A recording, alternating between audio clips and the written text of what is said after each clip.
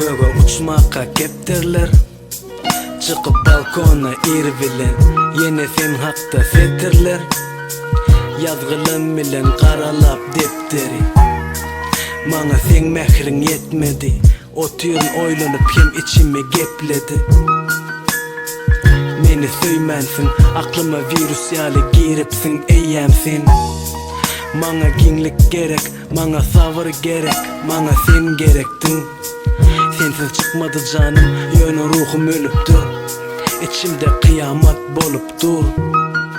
Sana ayçıklam kendime, yönü aramızda gurruna yer koymadın. Gözümden çıkan yaşlar beni boyladı. Yalanın söysönüm, senden doymadım.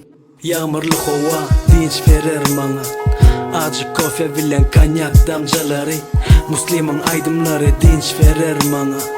Soğuk balkonumda yağışın damcaları. Ne için beni söylemedin? Ne için seni söyledim görmedim? Yağmurlu hava dinç verer bana. Soğuk balkonumda yağışın damcaları.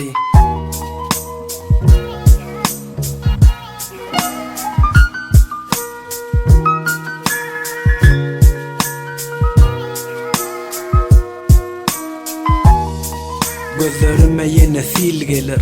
Balkonumdan men yalnızlığım bildirer. Mana şul geze qin bolly görüşmüp. Beter qin bolar qinlığı dörüsüp. Kesiler ukulur, kesiler işteler. Yöne kesilmez içimdekiler. Sana dörödön sevgin çaltırak ölsedi. Meni nedip koyönüne bir görsedin. Merdanın dramasını emeğinize setirlim. Bu men kelime herkili pikiri getirir. Seni şeyle söyönüme bir gün unuduruz. Sen ulen ennedinge tötaleyin duşuşuruz. Yağmurlu hava dinç verer bana.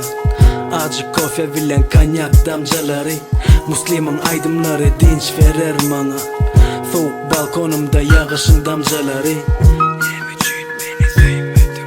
Ne için seni söyledim görmedim? Yağmurlu hava dinç verer bana. Soğuk balkonumda yağışın damcaları.